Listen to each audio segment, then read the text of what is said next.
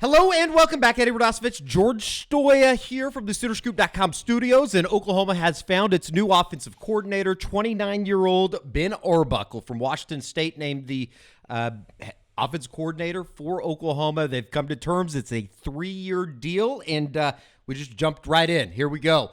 They got their guy. I think that there's a lot to get into, right? Obviously, the three guys, the three candidates that we believe Oklahoma chose from. Buster Faulkner from Georgia Tech, obviously. Joe Craddock from Tulane, and then obviously the guy that gets the job, Washington State's Ben Arbuckle. George, just kind of your initial thoughts here. I find it to be an incredibly risky hire, being these 29 years old, but maybe you can't hit a grand slam if you don't swing the bat, right? Yeah, look, I think that when you look at all the criteria for this job, what Burt Venables said, I think that at the end of the day, they saw Ben Arbuckle, what he's been able to do at Washington State. And sure, he doesn't have the experience that maybe a Faulkner or a Craddock does, or the background even with both those guys having coached in the SEC. I think they really like his scheme. He runs a lot of air raid schemes. He's going to run an offense that looks honestly very similar to what Lincoln Riley did at Oklahoma and still does now at USC. They're going to throw the ball a lot, but they're also, going to be able to try and run it. You've seen him kind of adjust during his time at Washington State in terms of what they're doing offensively. He's had a lot of success this year with John Mateer. We'll get into that here in a little bit about what this looks like for the quarterback room. But I think ultimately Brent's taken, like you said, a pretty big risk with a guy like this. He's only been calling plays for 3 years. One of those was at Western Kentucky, which had one of the best offenses, I think statistically the best offense in the country that one season. 2022, Western Kentucky finished 7th in total offense in the country and 15th in scoring offense. Washington State, over the course of his 2 years in Pullman, obviously the season did not end very well for Washington State this season. They had lost to New Mexico as well as Wyoming last weekend, which on the surface I think is going to catch a lot of people's attention. Yeah. But the numbers are there. 2023, they finished with the 4th highest passing offense in the country at 336.8 yards per game. 8th in passing yards in 2023, just over 4,000. Remember, we're not too far removed from an Oklahoma season. And Bauer Sharp led Oklahoma in receiving with 349 yards, whatever the hell it was. It was terrible. Terrible. Washington State in 2024, they're 24th in passing offense, 22nd in total offense, and 12th in scoring offense. Comparatively, Oklahoma 122nd in passing offense, 124th in total offense, and 94th in scoring offense. Folks, it can't get much worse. Yeah, correct. And so that's why, look, do I think that Ben Arbuckle is going to be the next Lincoln Riley? I don't know. I can't sit here and tell you that. I don't think there's a big enough sample size of Ben Arbuckle to confidently feel that way. Sure. Do I think it's going to be better than what the Oklahoma put on the field this last year? Definitely. I mean, it can't get any worse in a lot of ways. And so, I think it's a high risk, high reward type of hire for Oklahoma. And I think that there's going to be a lot of people out there. Why didn't they go get a Dan Mullen? I don't think Dan Mullen was an option. I really don't. I think Dan Mullen said no thanks a year ago, and I'm assuming he said no thanks again this year if they even called him. I think you look how about Buster Faulkner? He was a name that I think he's Friday, up for some head coaching jobs. I think he is looking at some head coaching jobs. I know that he was a candidate for Southern Miss. It looks like Southern Miss is going to go in a different direction. I think that he might be up for the Appalachian State job that came open today on Monday. And I also think that if Georgia, there's some rumblings that Georgia, if this season doesn't end the way that they want it to, that Mike Bobo, the offense coordinator there, could either leave or step into a different role. And Buster Faulkner would probably be the top of their list. He coached quarterbacks there for 3 years, won 2 national championships. Sure. He's very familiar. It would make a lot of sense. Joe Craddock, I think Joe Craddock could be up for a head coaching job. John Summerall at Tulane is up for several big coaching jobs. I think he's a hot name right now in the industry. If he goes somewhere, does Joe Craddock get the Tulane job? And I think ultimately, too, Eddie, I think this is the offense that Brent Venables wants to run, is what Ben Arbuckle does. And so I think that is what it came down to. I think he's shown that he can develop quarterbacks not only at Washington State. He's done a really good job with John Mateer. Last year he had Cam Ward, who obviously we all know is having a great year at Miami, had a really good year at Washington State last year, ended up being the top quarterback in the portal a year ago. Turns around, he's able to turn John Mateer, who no one knew anything about this year. I think he's 14th in the country in passing yards, tied 4th in passing touchdowns this season. He's been able to throw the ball all over the yard. And then even the year before, Austin Reed was the quarterback for Western Kentucky. I believe he led the country in a lot of different passing categories. So when you talk about that position, talk about the development that's needed there.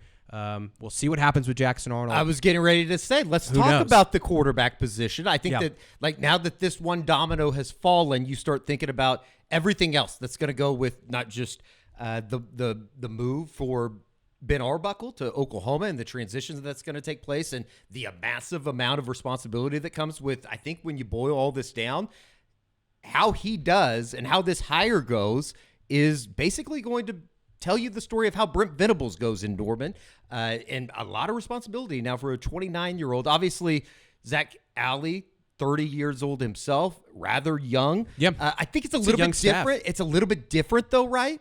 When you're talking about Zach Alley and the relationship that he had with Brent at Clemson as opposed to Ben Arbuckle. He has no connection to Ben Arbuckle, which is it's crazy. You know, he did grow up in West Texas. Again, another Lincoln Riley connection. Well, in some and there's even more of a closer connection with former Oklahoma quarterback GA Tanner Schaefer, who's now with Jeff Lebby at Mississippi State as a quality control assistant, I believe, on the offensive side. Same high school. They went to Canadian high school and not too far removed from each other. In fact, I think Schaefer was maybe the backup quarterback for Arbuckle during their time there. So, he was very successful as a quarterback at Canadian high school. I think he broke a bunch of high school records at the time.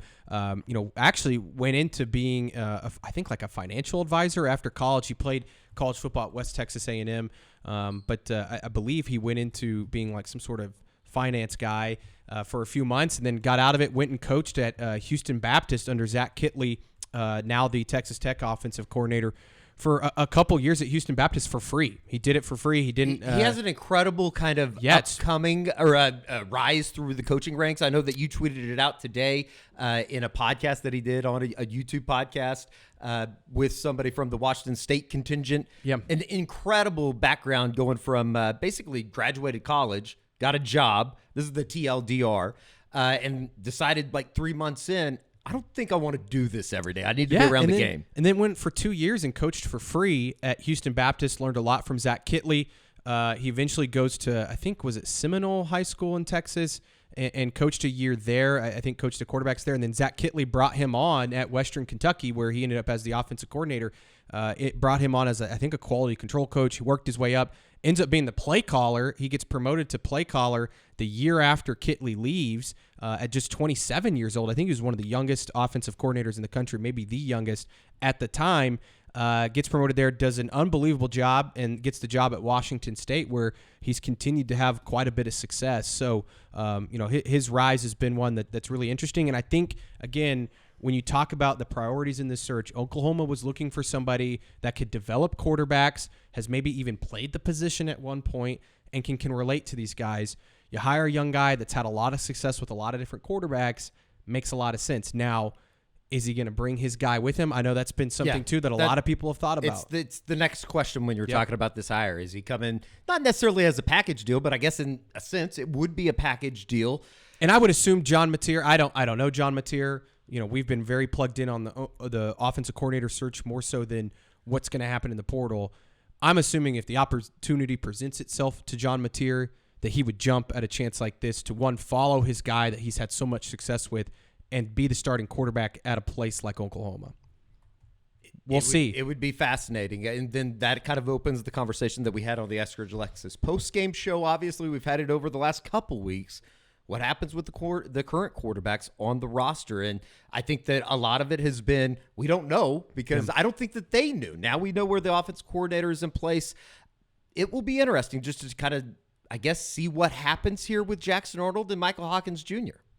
Yeah, I wish I knew more. I think Jackson has kind of been a wait and see in terms of who's the offensive coordinator going to be. I know that he has, told some folks that he's going to kind of unplug this week, see who the OC is, kind of review the season, and then kind of make a decision. I don't know when that's going to be. If you told me it was tomorrow, I wouldn't be surprised. If you told me it was in 2 weeks, I wouldn't be surprised. So we'll see what happens. I'm sure that Ben Arbuckle is going to talk to Jackson Arnold, I would think, at some point. Obviously, Brent Venables, I'm sure, is having those type of discussions. As for Michael Hawkins, not really sure. I think that, his brother coming in this year in the 2025 class as a corner is really interesting. Would that, be enough to keep him here? Is he going to be able to compete for the starting job next year? I think that that's a question that Michael Hawkins is probably asking this coaching staff and Ben Arbuckle whenever he gets here. So I think it's really, look, you could be in a situation where you're losing Casey Thompson and then obviously to graduation, and then you lose maybe 2 of the 3 guys in Jackson Arnold, Michael Hawkins, and Brendan Zerberg. And then what do you do? And we'll get Josh's thoughts on this in the recruiting report.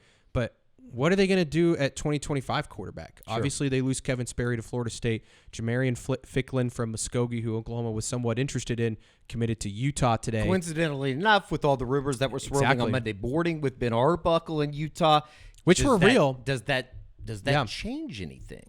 I don't know. For Ficklin, does it? It's truly There's a lot of questions that I wish we had the answer to right now, but we don't. I do feel like it's pretty safe to assume Arbuckle's bringing somebody with him, I would assume, in terms of either it's John Mateer or maybe he's bringing a 2025 guy and they keep Jackson Arnold, or I don't know. But I would say it's safe to assume sometime this week we'll have a lot more clarity on what they're going to do in that quarterback Certainly room. We'll have a little bit more clarity in terms of what the coaching staff on the offensive side of the ball is going to look like. Real quick before we get to that, let's tell you about Home Field Apparel. There are boys. We've been talking about them. I guess there are women as well. If we need to gender somebody, I apologize for that. All you got to do is go to homefieldapparel.com. 30% off site-wide sale using the promo code BFCM24, BFCM24, and that actually expires on Tuesday, December 3rd. So you're going to want to get over to homefieldapparel.com, check out all the goodies that they have if you're looking to fill up, some easy Christmas shopping.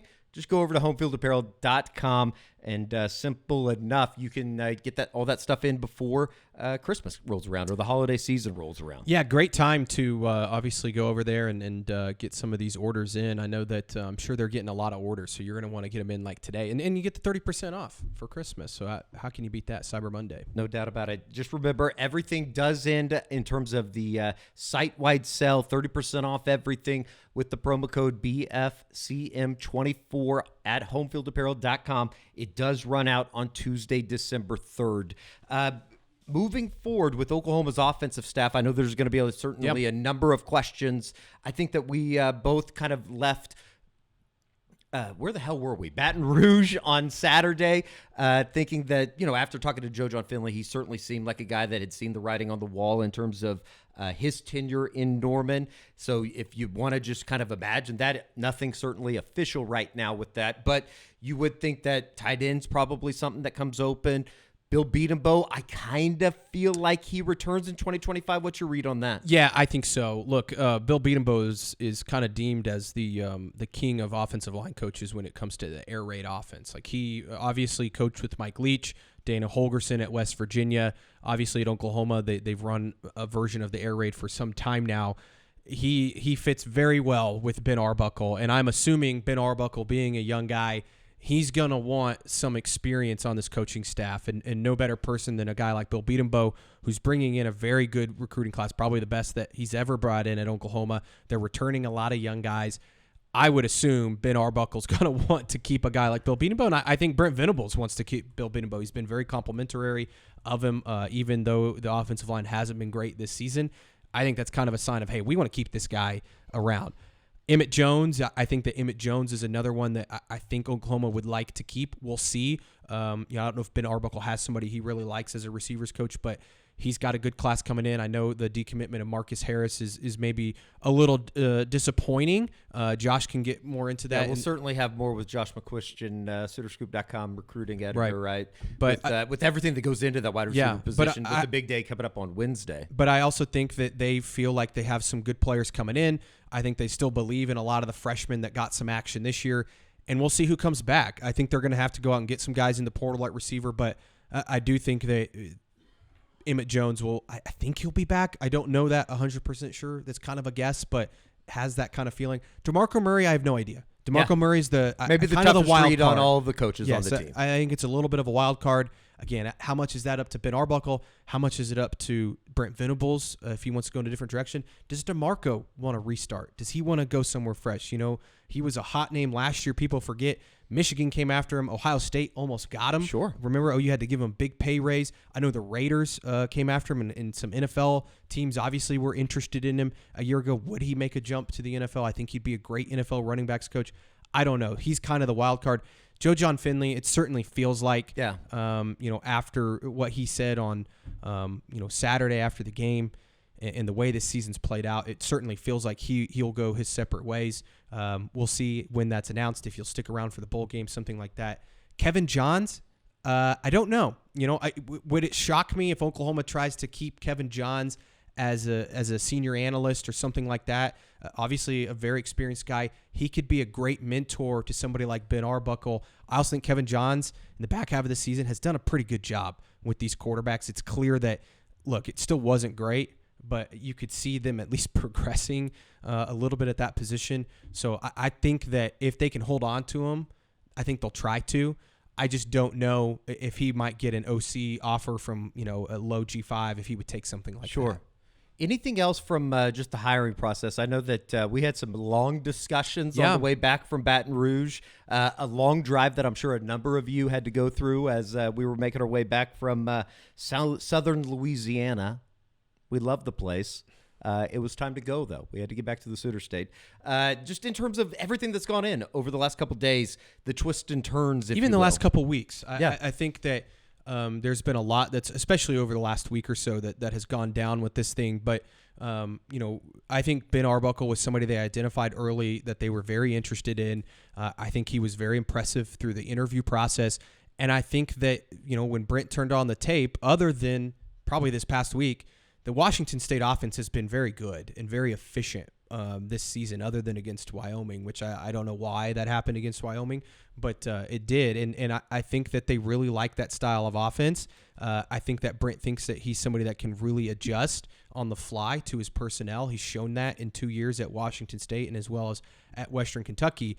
I think they really liked Buster Faulkner. I don't know if they could have gotten Buster Faulkner. I don't believe he was offered the job at any point. I think it was Arbuckle on Sunday that got an offer. As we reported on Soonerscoop.com, they'd sent out an offer. We just didn't know who it was to on Sunday. I believe that was Ben Arbuckle. But I think that they liked Faulkner. I think they liked Joe Craddock. I think those were their top three. I know Cade Bell was in the mix early last week. They never made that second interview with Cade Bell, so he kind of got ruled out. I think Dan Mullen maybe got a call at the very start to just gauge his interest. Sounds like he's going to maybe get a head coaching job. So he was never really in play.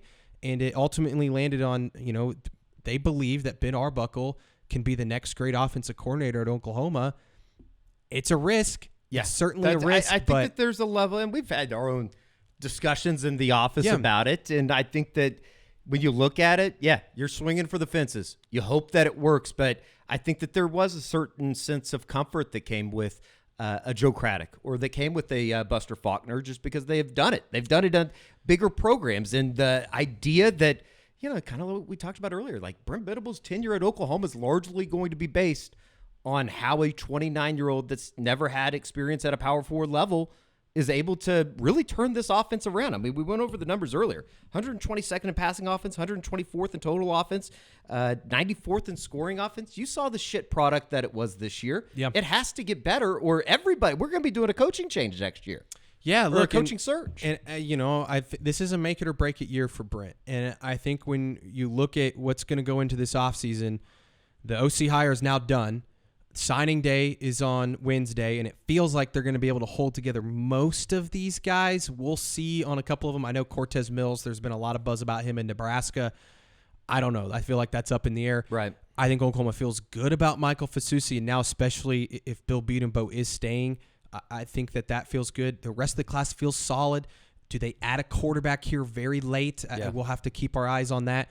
But then it's all about the transfer portal, Eddie, and who they go after. They're going to have to go out and get some dudes at wide receiver, I think.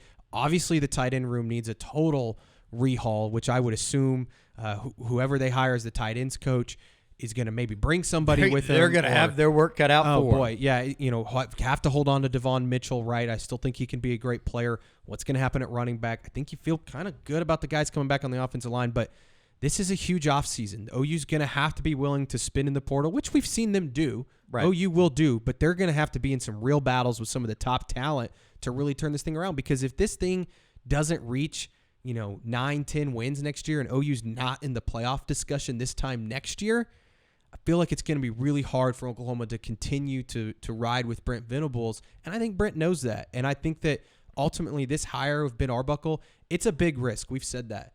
But if it works and he is this next great offensive coordinator that a lot of people in the coaching circles think he can be, Brent's going to look like a genius, right? If John Mateer comes to Oklahoma and plays great too, who knows? But the quarterback position, I don't know, Eddie. It's going to be really interesting to see, because, look, John Mateer, I'm sure, would love to follow Ben, and I mentioned earlier what a great opportunity to be the starting quarterback at the University of Oklahoma. If John Mateer enters the portal, he's going to be one of the best quarterbacks available in the portal. There's going to be other suitors out there that are going to be willing to pay a lot of money. So Oklahoma's going to have to be competitive in that market too. And maybe you have that leg up because of the prior relationship, right, with Ben Arbuckle. You would think that things had gone well here. And he's from Little Elm, Texas, which is not far, close to home. I believe just outside of the DFW area. It would make a lot of sense, obviously. It should be interesting. We'll be tracking all of it on SoonerScoop.com. Of course, we'll be sharing everything with you guys out there in YouTube land here on the SoonerScoop.com YouTube channel, but did want to jump on again. Ben Arbuckle will be named the head coach. I don't know. Hope not yet. He will be named the offensive coordinator at Oklahoma, has agreed to a 3-year deal with the Sooners, and it's going to be mighty interesting to see how all the rest of this plays out now as we enter what is going to be an incredibly interesting offseason. We're going to be basically sleeping in the studio here, because there's more breaking news, I'm sure, that is on the way here, over the next few days. All right, here we go. Should be interesting. For George Stoya, I'm Eddie Radosevich. We'll see you right back here on the SoonerScoop.com YouTube channel.